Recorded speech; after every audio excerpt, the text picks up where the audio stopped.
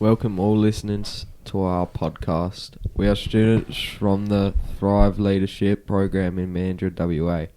This podcast has been put together and produced as a part of a class team project. And today we'll be interviewing Dale and her life experiences with mental health. As your hosts for the day, our names are Billy and Baily. So Dale, your first question is, what was your upbringing? My upbringing was a very strict religious upbringing. I grew up in the Mormon faith, where we weren't allowed to do certain things, and if certain things weren't encouraged, like swimming on Sundays, we had to attend church. You didn't even swim on Sundays? We weren't allowed to go swimming on a Sunday. That was part of the Mormon code. We don't go to the shops on Sunday because that's making other people work on the Sabbath day. So that's how I grew up in that religion. My mum was a very devout Mormon, and my dad wasn't until he actually had an incident with my brothers, whom he was going to do something to them, and he had an angel appear to him and say that's not the way. My dad actually got baptised, but he only went for I think a couple of weeks. So mum and dad didn't have the best relationship, so I was basically brought up by a single mother who's, my father didn't really provide. So I didn't see him as a father figure as much, but I think, having that strict religious background behind set me up for the person who I am, but it also taught me to have faith, and not just faith in religion, but faith in myself, and faith there was a bigger thing out there that would always make sure that I was okay. Yeah. I've got 4 other brothers and sisters as well. That's quite a bit. So that's basically my upbringing. Yeah. What was your first experience or understanding of mental health challenges? I didn't really know much about mental health growing up. I think my first real experience was when I got married to my husband. And I was married to him for 14 years, and I had 5 children to that man. And it wasn't until after I separated and then divorced, and then I saw a similar pattern of what my husband was doing. And my ex-husband has been married 3 times now, and he is going on to his 4th marriage.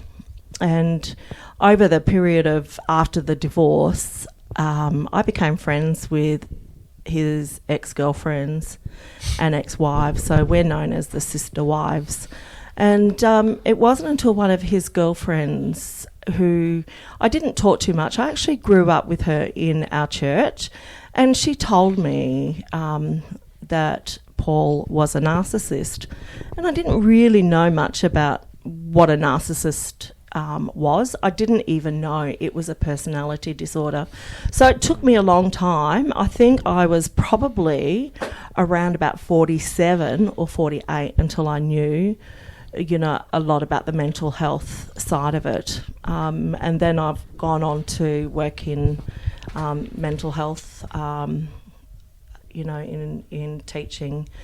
I've worked with women from domestic violence, and I think that was really my first experience. That's a good answer. Thank you. So, Miss, did you use drugs and alcohol to cooperate? No, I never did, because that was part of our strict growing up, that we didn't use drugs, we didn't use alcohol, and we didn't smoke. It was part of the health code which the Mormon Church has set out, and it's called the Word of Wisdom. So I always knew that wasn't something that I would probably ever do. It's been around my life with my brothers. I know that they have used, and, even my kids, have tried it, but I would never do it, and they always say, hey, do you want to try it? And I say no. So I've tried to learn healthy ways to cope with situations. So I've never touched the drugs and the alcohol for that purpose. Yeah. It's not to say I haven't had a drink or two. That's good. How did you know he was a narcissist, and how long did it take for you to realise?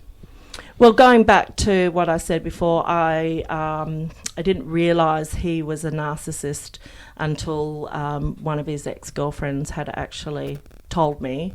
I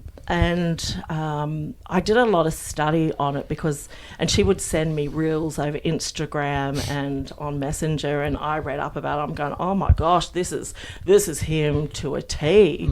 And even today, I still watch them. I use them because not only was I married to and abused by a narcissist, and sometimes the abuse was really bad, but my children are now products of a narcissist father, and they have to learn to cope in their way, having a father as a narcissist. So I'm still learning every day about it and realising the effects that it actually has on people. How have your kids cooperated with a father figure, without a father figure? Okay, so with the kids, it's been a hard ride for them. I think I had 3 older children, and then about 8 years later, my husband and we'd had some counselling and decided, should we have another one? Is that going to fix the marriage? Maybe, maybe not. And we actually decided no. And then I actually got pregnant with twins. So they're 8 years younger than their brothers and sisters. And they've got a different life than the older ones. So the older ones sort of knew Dad was always working. Even though I was married to him for 14 years, he was hardly ever at home, and we used to go on family holidays, but he would never come. And since then I've learnt why he didn't come on those holidays. But they struggle now, because they were used to having a father, and not having that. And he's got his new little family in the US now. And that's hard for them to see that, and some of them have chosen not to have anything to do with him anymore because of that's their way of coping with not having to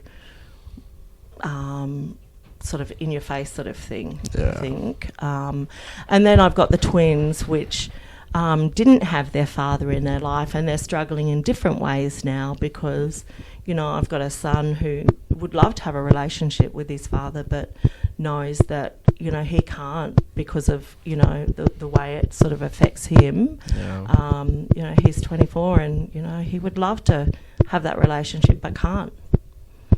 And so that's, that can be hard on them, not having that dad. But I'm very fortunate that, I've been able to, have my kids close to me, and, they come to me at Father's Day and say Happy Father's Day and things like that, knowing that I'm there for them.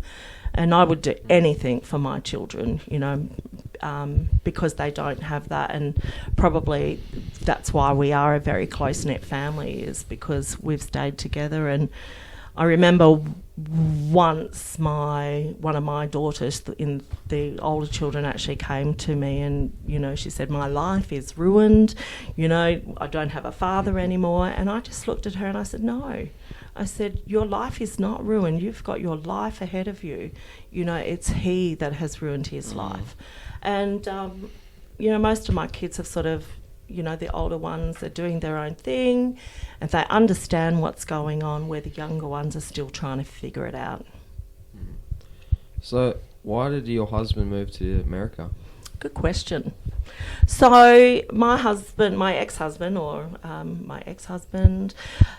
let's say husband number one, he actually moved to the US because he wanted to start a music career.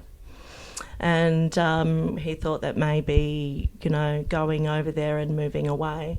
But also the fact that because he was a narcissist, he'd burnt many bridges here. So he needed to move away. And, even today, after being divorced, I was divorced by the time I was about 37. So 37, geez, that's 27 years ago. I'm still finding out information about him. So there's people here, he burnt a lot of bridges here.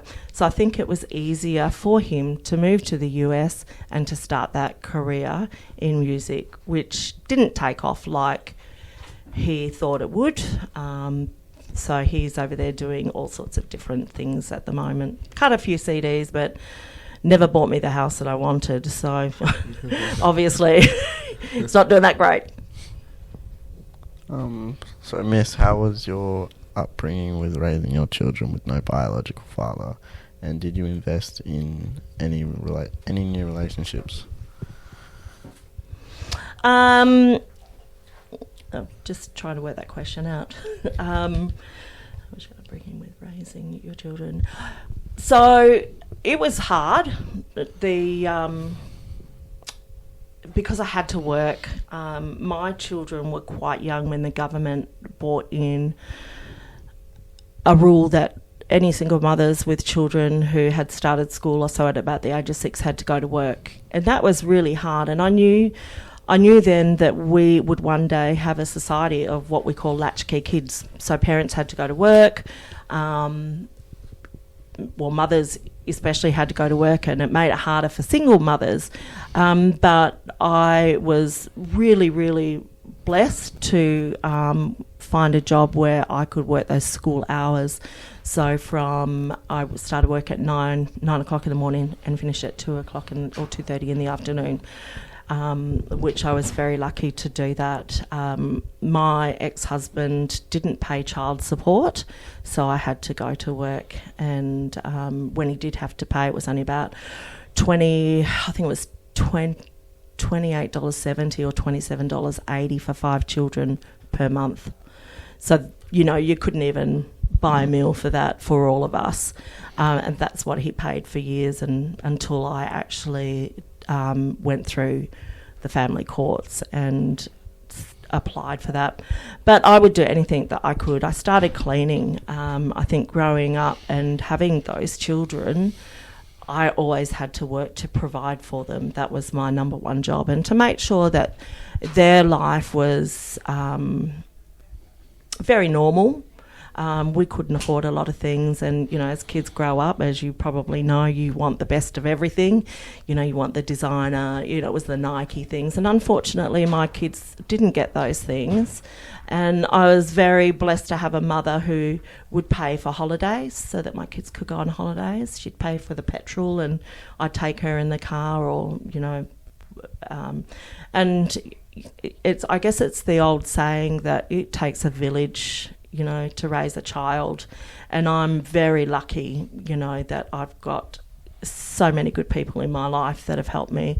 And even growing up and having that church environment where if I couldn't afford it, they would pay my electricity bill for me, or sometimes they'd drop baskets of food over for me. I had people help me. I'm going to get a bit teary-eyed thinking about this. But, having those people to help me through it, and I think that's really a part of getting through that mental health, is having that support, or the support of people to help you through it as a single mother, because it's one of the hardest things that you have to do. And so taking on that part-time job, and then the next question is, yes, I did remarry, and it wasn't about till 12 or 13 years after I'd got divorced. I just didn't want to go there again. And I met this man who was really, really nice before we got married, and he wooed me and even my children, and he wanted to spend time with them and give them money. And at that time when I had met him, I'd actually moved to Queensland. I wanted a change of life, and I wanted to get away from my ex-husband, and so I took my 2 youngest children with me. My oldest son at that time was living in Melbourne. And then my 2 other children after him, so one was going through year 12, and he wanted to finish his high school. And I kind of regret this now, but, you know, I felt like that I had sort of abandoned the two other ones that were home, but they decided that they didn't want to go with me to Queensland because the other one was in a relationship as well. And so she went to live with her father, and that's actually when he left. And so I came back to Perth. And, you know, my daughter had to take on a lot of responsibility there. When Dad was in the US, he'd come back and forward, and she practically raised her brother and had to take him to school and things like that. So that was, even though, you know, it was a decision that I made, and it was a good decision for me, it probably wasn't the best one for them, and I do, you know, parts of me regret that. So I did marry, and I met my husband in Queensland, and he wanted to come back here and work in the mines, and I didn't want to come back, but I eventually did. But I think there came a point where being in the mines, he had everything done for him. So when he came back, it was like, whose is this stuff? Move it. This house is, you know, your bedrooms are messy. And I felt like I was walking on eggshells, and I always knew that it was going to be hard for someone to raise my kids, and I always knew that nobody would love my children the way I love them. And he'd you know, say that they were naughty kids or their rooms were dirty, and then his son came over, but he had the golden child, and I wasn't allowed to discipline him. So that's when I figured that I was not going to let him treat my children like that, because I knew that grandchildren were coming, and I didn't want him treating my little babies like that. So I pulled the pin on that one, and still single, happy. Yeah. I had 2 boxer dogs which were really loyal to me. So, Given what you've told us today, what are some of your strategies that you use today? I think strategies that have helped me is knowing that there is something bigger and there are better plans for me. And I often, you know, growing up in a religious family and in a religion, I still believe a lot of things. I may not go to church, but I still believe that there is a God, or that there is something higher than me and bigger than me and has better plans.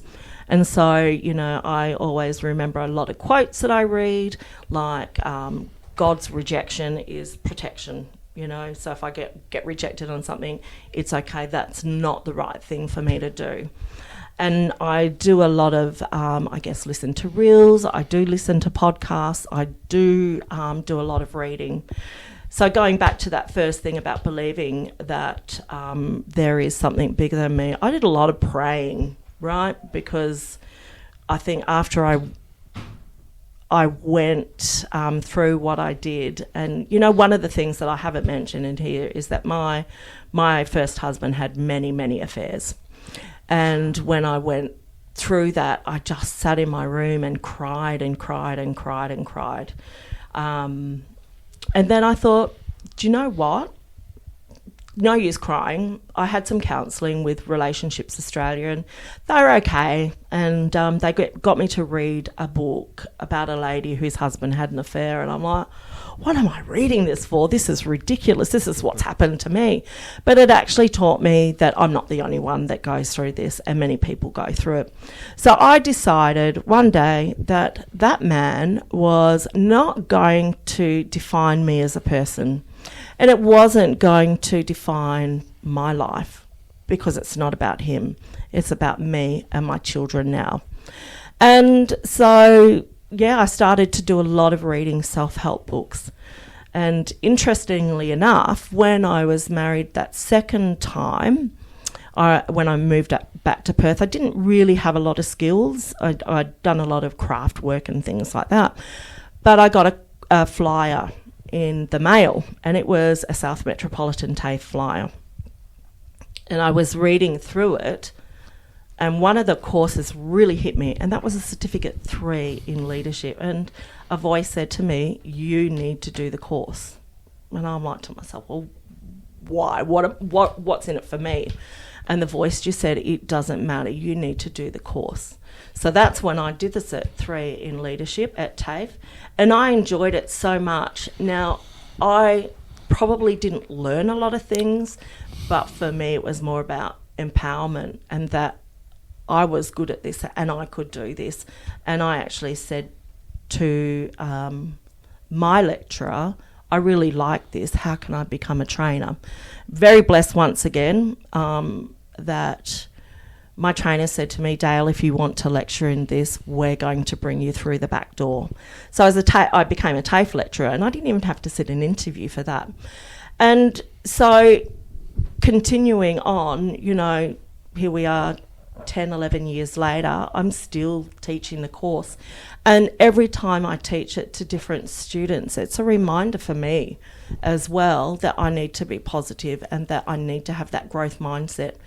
Because believe it or not, I have been where you guys are, and I have been able to pull it out through studying and, you know, praying to someone. And in our church, the priesthood, what we call the priesthood at the bend, they came and gave me blessing after blessing after blessing, which sort of gave me that comfort that everything's going to be okay. So trying to fill my time with positiveness. And one of the things that I started doing, and I started doing through COVID, was writing children's books. And that, to me, has almost given me a new sense of purpose and what I'm supposed to be doing. So during the Christmas holidays, you know, I'll be working on that. So watch out, watch this space. Hopefully you'll see some books from me. But, you know, making sure I'm doing the right things. I don't need the drugs and the alcohol or anything like that to get high on life. I need to be positive and stay focused for the things that I want and taking care of, you know, my little family. So that's my coping. Right. Yeah. Thank you, Dale, for sharing your story with us. That was fantastic, Dale. Thank you.